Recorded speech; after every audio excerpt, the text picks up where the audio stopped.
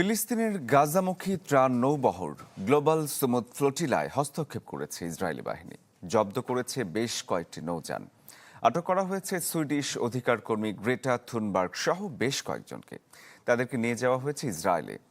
একে আন্তর্জাতিক আইনের লঙ্ঘন বলছেন বিশ্লেষকরা। ক্ষুধার্ত ফিলিস্তিনিদের জন্য ত্রাণবহর নিয়ে গাজামুখী যাত্রা, কিন্তু সে স্বপ্ন থেমে গেল তীরে এসেই।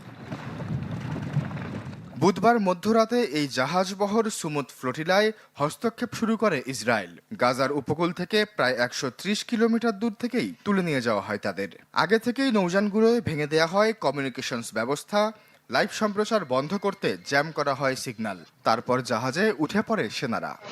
একে আন্তর্জাতিক আইনের সরাসরি লঙ্ঘন বলছেন আয়োজকরা।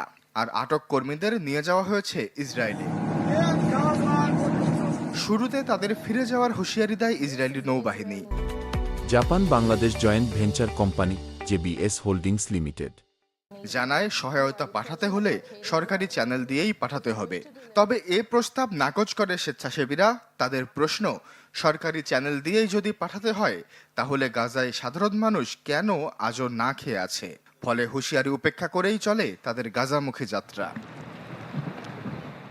জাতিসংঘে ইসরায়েলের রাষ্ট্রদূত জানিয়েছে, আটক কর্মীদের নিয়ে যাওয়া হয়েছে ইয়ম কিপুর অঞ্চলে। সেখান থেকে নিজ দেশে ফেরত পাঠানো হবে তাদের।